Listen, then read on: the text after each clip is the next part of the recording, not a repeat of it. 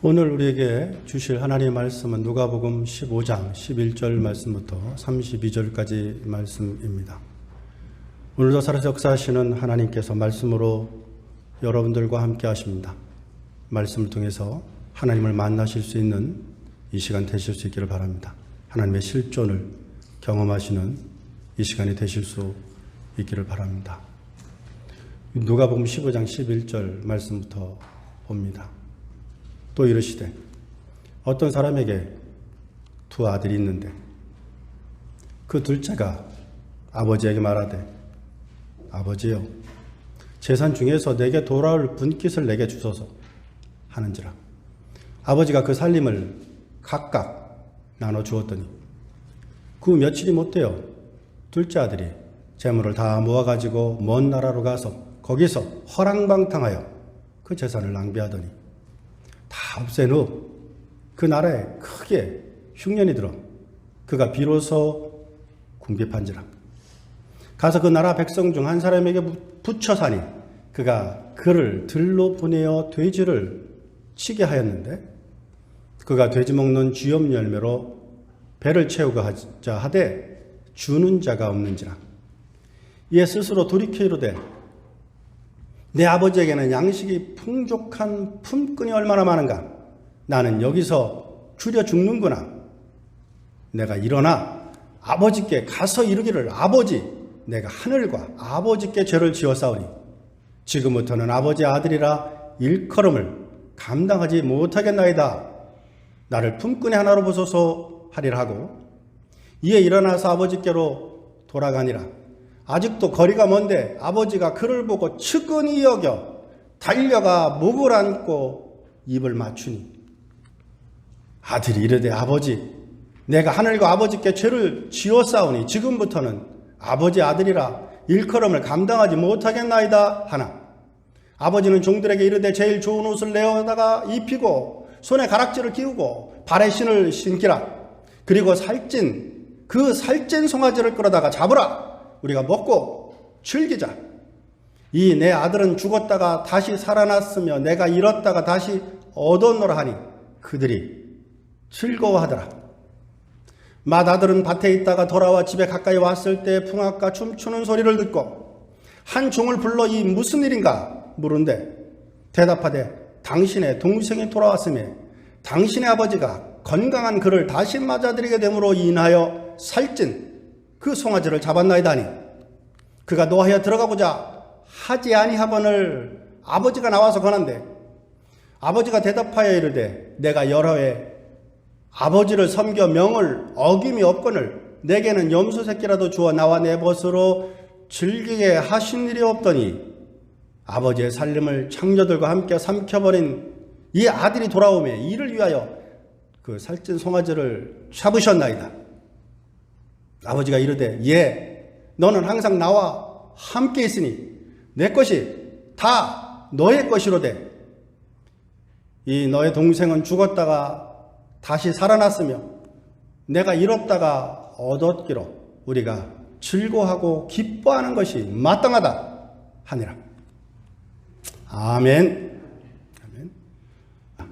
어찌 보면 이민 생활하면서 가장 불쌍한 게 아버지들입니다. 어머니들은 그래도 자식들에게 사랑도 받고 존경도 받고 애정도 받는데 아버지들은 어찌 보면 열심히 일만 하고 아내한테도 별로 그렇게 존경을 못 받는 것 같고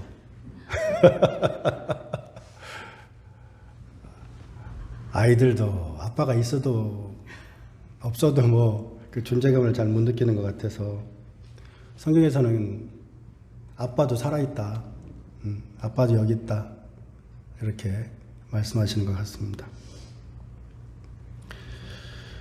누가복음 15장에는 잃어버린 것을 찾는 것에 대한 스토리죠. 100마리 가운데 잃어버린 한 마리 양을 찾는 스토리, 또 10개의 드라크마 가운데 한 개를 잃어버려서 또 그것을 찾는 이야기, 점점점 중요한 스토리로, 내용으로 이제 접근해 간다고 보통 우리가 이해하죠. 그리고 이제 마지막에는 이제 잃어버린 아들에 대한 이야기입니다.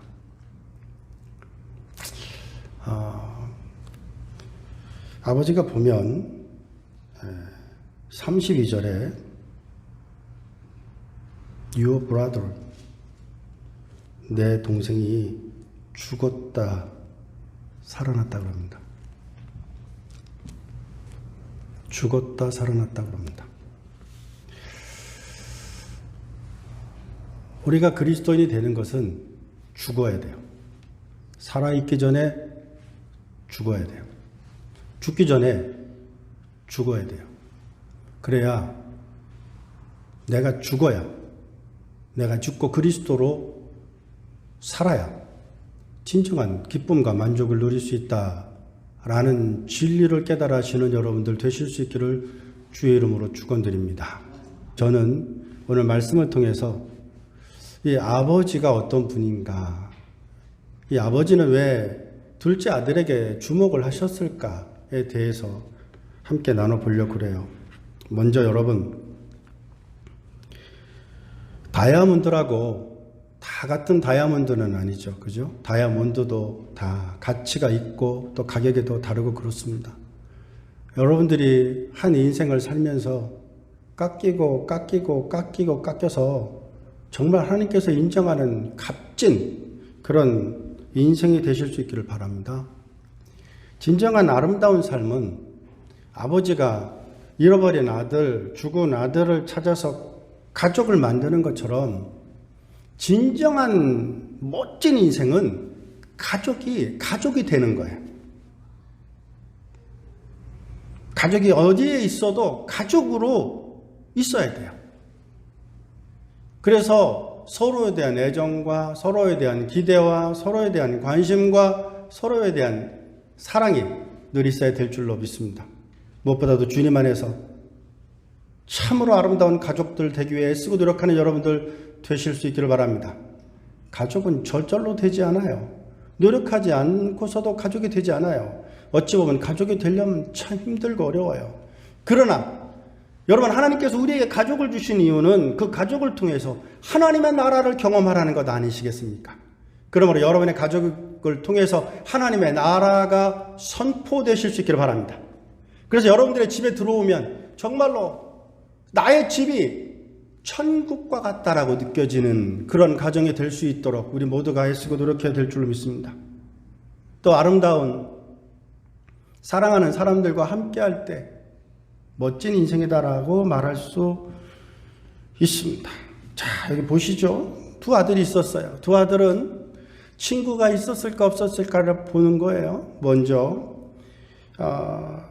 13절 말씀에 보면 허랑방탕하여 그 재산을 낭비했죠. 낭비했어요. 근데 낭비할 때 혼자 낭비하는 사람은 없어요. 그죠? 보통 얼렁하는 사람이 있을 겁니다. 같이 하는 사람들이 분명히 있었을 거예요. 그런데 아쉽게도 이 둘째 아들은 아는 사람은 있었는지 몰라도 친구라고 말할 수 있는, 벗이라고 말할 수 있는 자들은 없었던 것 같아요. 여러분, 아버지께서 원하시는 게 뭘까요? 아버지께서 원하시는 것은 좋은 친구들을 가지고 있는 인생을 살기를 원할 거예요. 자, 그럼 첫째 아들을 보죠. 첫째 아들을 봅니다. 첫째 아들은 보면 29절이네요. 아버지께서 대답하여 이르되 내가 여러 해 동안 딱 보면 내 벗으로 즐기게 하신 일이 없더니 그럽니다. 29절 내 벗으로 즐기게 하신 일이 없더니. 벗에 대해서 즐길 수 있으려면 염소 새끼를 자기 돈으로 잡으면 안 돼요? 그죠? 자기 돈으로 잡아도 되잖아요. 꼭 아버지 돈으로 잡아야 됩니까? 여러분들이 친구를 사귈 때 아버지한테 돈 줘 그래갖고 아버지 돈으로 친구를 사깁니까? 자기 돈으로 친구를 사귀면 안 됩니까? 첫째 아들도 둘째 아들도 좋은 벗을 두지 못한 것 같아요. 그래서 아버지 마음이 그렇게 좋지 않았어요. 자, 그러면 조금 더 깊이 가봅시다. 왜 아버지께서 둘째 아들을 주목했는지를 먼저 봅니다. 먼저 보면 두 아들이 있었는데 아버지께 둘째 아들이 말합니다. 내게 돌아올 분깃을 내게 주소서 그럽니다. 그래서 이제 아버지가 나눠줬어요. 그랬더니 며칠이 안 돼서 둘째 아들이 재물을 다 긁어 모아서 먼 나라로 갑니다. 자, 여기서 우리가 둘째 아들에게 뭔가 탁월한 게 있어요. 그게 뭐냐면 목표의식이 분명하다는 거예요. 목표의식이. 자기가 뭔가 비즈니스를 하겠다. 아버지의 도움을 없이 독립해서 대한 독립 외치고 싶은 거죠. 목표의식이 뚜렷한 건 좋은 거예요. 부자가 되겠다라고 그런 건 좋은 거예요. 아버지의 도움을 안 받겠다? 글쎄요. 좀 이따 설명하겠습니다. 아버지의 도움을 안 받는 게 과연 좋은 건지요. 이렇게 목표의식을 갖는 건 굉장히 중요해요. 여러분들이 무언가 삶을 살아나갈 때 목표의식이 분명해야 돼요. 제가 1월 1일 날 여러분들에게 금년에 원하는 것이 무엇이냐고 물어봤어요. 사람은요, 목표가 분명해야 승리할 수 있어요. 성공할 수 있어요. 금년에 무엇을 원하냐고 물을 때 분명하게 나와야 돼요. 청년들에게 당신의 꿈이 무엇이냐고 물을 때 분명하게 튀어나와야 돼요. 하루에 100번이라도 자기가 꿈꾸는 것이 자기의 입을 통해서 나와야 돼요. 그래서 부지불식간이라도 자는 중에라도 깨어있는 중에라도 자기가 원하는 것이 튀어나와야 돼요. 그렇게 명확한 목표와 신념을 가지고 집중력을 가지고 패션, 열정을 가지고 살 때 성공할 수 있어요.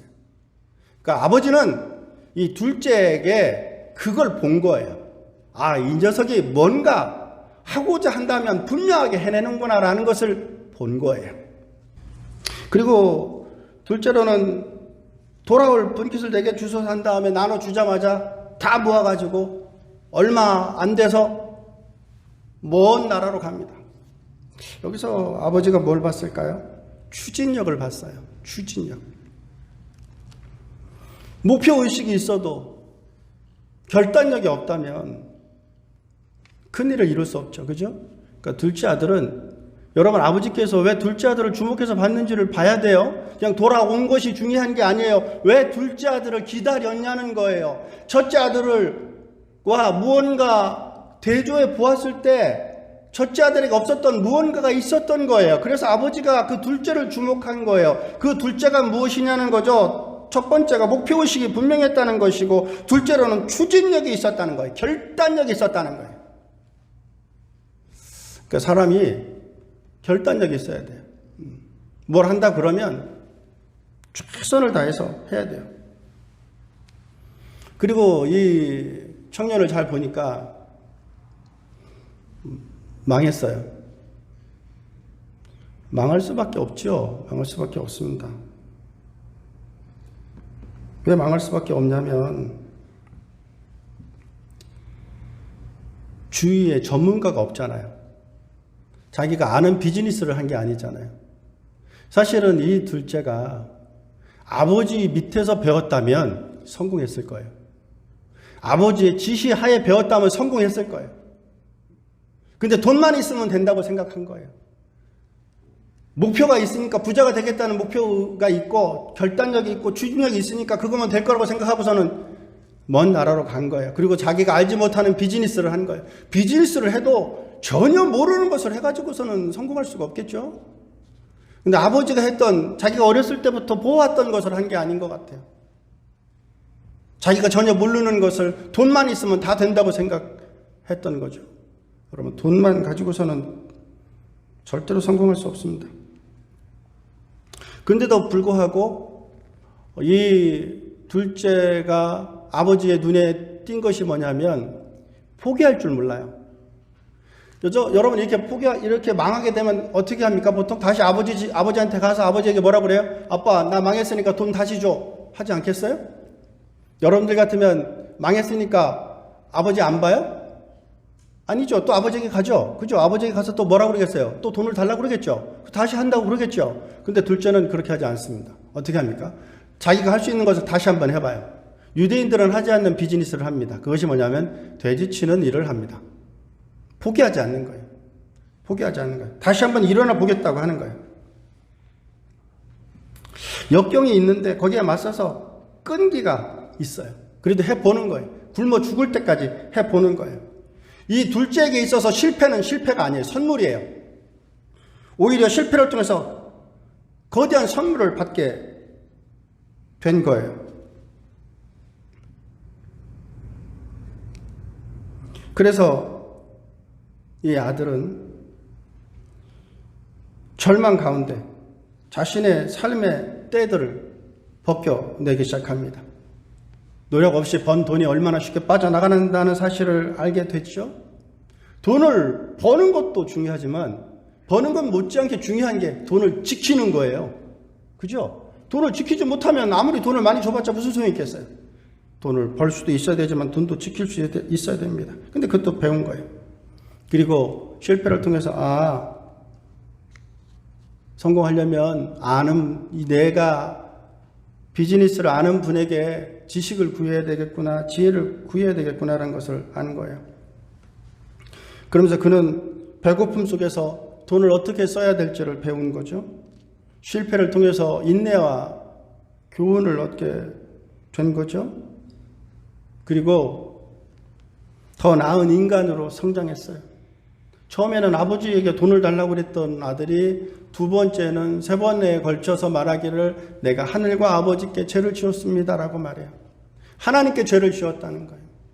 고람대오하는 마음으로 산 거예요. 사람들이 볼 때는 허랑방탕한 거지만 그 아이의 마음속에는 아버지가 있었던 거죠. 아버지의 기도 소리가 있었던 거죠. 그래서 하나님께 죄를 지었다고 생각하는 거죠. 여러분, 죄를 지었어도요, so what, 뭐 어쩐데 라고 하는 사람이 얼마나 많은데요? 내가 이래서 죄를 지었어 라고 말하는 사람들이 얼마나 많은데요? 그런데 이 둘째 아들은 그렇게 하지 않잖아요. 내가 하나님께 죄를 지었습니다 라고 하잖아요. 멋지지 않아요? 죄를 지어서가 멋진 게 아니라 죄를 지었지만 내가 죄인이라는 사실을, 죄를 지었다는 사실을 깨달았으니 멋지지 않냐는 거예요. 그것을 생각으로만 한 게 아니라 아버지께 가서 말하잖아요. 아버지를 만나자마자 말하잖아요. 여러분, 아버지가 끌어안고 뽀뽀해주고 그러면 다시 기운이 나서 나 왔어. 다시 나 돈 좀 줄래? 할 수 있지 않아요. 그런다고 아버지께서 뭐 안 주시겠어요? 주실 거예요. 그런데 그렇게 하지 않아요. 그가 더 나은 인간으로 성장했어요. 자기가 어떤 사람인지 깨달았어요. 돈만 있어서 되는 것이 아니라는 사실을 알게 되었다는 거죠. 아버지의 지식과 아버지의 지혜와 아버지의 경험이 필요하다는 사실을 철저히 깨달은 거죠. 젊은이들이요, 여러분들이 성공하고 싶습니까? 그러면 여러분들이 아버지에게 배우셔야 됩니다. 지혜 있는 자에게 배워야 됩니다. 여러분들이 하고자 하는 그 일에 대한 경험과 지식과 경륜이 있는 자들에게 찾아가서 배워야 됩니다. 그래 여러분들이 돈을 모을 수 있을 뿐만 아니라 돈을 지킬 수도 있게 됩니다. 자신의 분야에서 그렇게 해서 최고가 되십시오. 여러분, 어떤 일이든지 죽게 대하듯이 해야 됩니다. 그래서 여러분들이 하는 일들을 하나도 그냥 헛되이 버리지 마세요. 제가 대학원 다녔을 때 결혼을 1학년 때 했습니다. 그래서 이제 우리 아내와 또 우리 자녀들을 키워야 되니까 제가 용역회사에서 일을 한 적이 있어요. 근데 그때 한국에 있는 모든 빌딩이란 빌딩에 가서 일은 다 해본 것 같아요. 큰 빌딩들은 가서. 근데 그때 대충 하지 않았습니다. 내가 앞으로 목사가 될 사람인데 라고 생각하지 않았습니다. 저한테 주어진 일들에 대해서 최선을 다해서 배웠습니다. 그런데 그게 이렇게 쓰여질 줄 몰랐어요. 요즘에 저희 교우분들이 저한테 그럽니다. 목사님 어떻게 이런 걸 할 줄 알아요? 할 줄 알겠냐? 뭐 몰라요. 모르지만 어렸을 때 배웠던 그런 경험들이 지금 사용되는 거예요. 여러분들에게 하나님께서 주신 그 경험들을 그냥 버리지 마시고 그 분야에 최선을 다하십시오. 나중에 여러분들이 작가가 될 수도 있고 나중에 여러분들이 그 일을 통해서 사업을 할 수도 있고 사람이 꼭 그거를 안 하더라도 한 가지에 최고가 되면은요 다른 것도 잘 할 수 있게 됩니다. 그러므로 자신이 맡은 일에 최선을 다하세요. 아내들은 자신의 맡은 일에 최선을 다하세요. 아이를 키우면 아이를 키우는 일에 최고가 되고, 음식을 만들면 음식을 만드는 일에 최고가 되고, 직장 생활을 하면 직장 생활하는 일에 최선을 다해서 최고가 돼야 돼요. 성실히 정성껏 열심히 일해야 돼요. 돈을 위해서 일하면 안 됩니다. 돈을 위해서 일하는 사람은 결국 성공할 수 없어요. 이 아들이, 둘째 아들이 뭘 배웠어요? 아버지 하나님, 아버지, 제가 이제는 돈을 위해서 일하지 않겠습니다 하지 않습니까? 그냥 아버지께 종으로서 일하겠습니다 하지 않습니까? 여러분, 종으로 일하면 재산을 줘요, 안 줘요? 안 주잖아요. 물질을 안 주잖아요. 그런데 둘째 아들은 종으로 살겠다고 그러는 거예요. 왜요? 돈보다 중요한 게 있다는 걸 안 거죠. 그게 뭡니까? 아버지의 삶이에요. 아버지의 삶이 무엇입니까? 베푸는 삶이에요. 아버지가 왜 부자가 됐는가 봤더니 베푸는 인생을 사셨던 거예요. 그 종들에게 말합니다. 그리고 자신이 준비했었던, 아들을 위해 준비했던 그 송아지를 가지고 오라고 합니다. 그리고 그 송아지를 잡습니다. 그때 다른 종들의 태도가 어떻습니까? 즐거워하잖아요. 왜 즐거워할까요? 같이 먹거든요. 둘째 아들만 먹는다면, 첫째 아들만 먹는다면 종들이 즐거워할 이유가 없겠죠. 나누는 거예요. 여러분, 마태복음 7장 7절 이하의 말씀이 무엇입니까? 구하라 그럼 주실 것이요, 찾으라 그럼 찾아낼 것이요, 문을 두드리라 그럼 너에게 열릴 것이니라. 찾느니가 찾아낼 것이요, 문을 두드린 에게 열릴 것이니라 말씀하시면서, 너희 자녀가 너희들에게 생선을 달라면 전갈을 주며 떡을 달라면 돌을 줄 자가 있겠느냐? 하물며 너희가 악한 자라도 너희 자녀들이 구하는 거에게 좋은 것으로 줄 줄 알거든. 하물며 하늘에 계신 너희 하나님께서 너희 애들에게 좋은 것으로 주시지 않겠느냐라고 말씀하시면서 마태복음 7장 12절에 무엇이라고 말합니까? 너희가 받고자 하는 그대로 너희도 남을 대접하라 그럽니다. 이상하지 않습니까? 구하면 주시겠다고, 찾으면 주시겠다고, 두드리면 열어 주시겠다고 말씀하신 그 하나님께서 나는 이제 부자가 될 준비를 하고 있었는데, 그 부자가 될 준비를 하고 있는 나에게 하나님께서 무엇이라고 말합니까? 주라는 거예요. 주라는 거예요. 여러분들이 왜 가난합니까? 여러분들이 진짜 가난하다는 뜻이 아니에요. 제 얘기는. 여러분들이 부자가 되고 싶습니까? 여러분들이 뭔가 거부가 되고 싶습니까? 부자를 뛰어넘어서? 그러려면 어떻게 해야 돼요? 더 많이 섬기십시오. 더 많이 이웃을 섬기십시오. 더 많이 베푸십시오. 그럴 때 하나님께서 여러분들을 더 크게 채우신다는 사실을 아시는 여러분들 되실 수 있기를 바랍니다. 이 둘째 아들이 배우고자 한 것이 바로 아버지의 그런 태도예요. 아버지께서 이 아들을 통해서 주시고자 한 것은, 아들아, 내가 너한테 주고자 하는 것은 돈이 아니었다. 내가 너에게 주고자 하는 것은 베품이었다. 베품이야말로 진정한 부를 소유할 수 있는 최선의 오이다 라고 말씀하는 거예요. 그러면 여러분, 오늘 이곳에 왜 오셨습니까? 받기 위해서 오셨습니까? 여러분들이 원하는 것을 얻기 위해서 오셨습니까? 잘 오셨습니다. 그런데 그러려면 무엇을 해야 됩니까? 아버지가 자기의 아들을 위해서 옷을 내어주고, 반지를 내어주고, 신발을 내어주고, 살찐 송아지를 내어주고, 그를 아들로 다시 받아들이고, 뿐만 아니라 그의 함께하는 사람들과 더불어 음식을 나눴던 것처럼 그렇게 마음껏 나누실 수 있는 여러분들 다 되실 수 있기를 바랍니다. 기도합니다. 아버지 하나님, 우리가 하나님을 알 때 최선을 다해서 알게 하여 주시옵소서. 실패했다고 좌절하지 말고 오히려 그것이 하나님께서 우리에게 주신 선물이라는 사실을 깨달아 알게 하여 주시옵소서. 실패를 통해서 삶의 때를 벗겨내게 하여 주시옵시고, 우리가 하나님의 백성으로 다른 사람들을 돕고 섬기는 저희들 될 수 있도록 은혜의 은혜를 더하여 주옵소서. 남의 유익을 구하는 자가 되게 하여 주시옵소서. 남에게 웃음을 줄 때 진정한 행복이 있다는 사실을 깨달아 알게 하여 주시옵소서. 살아있을 때 죽게 하여 주시옵소서. 예수 그리스도 이름으로 기도했습니다. 아멘.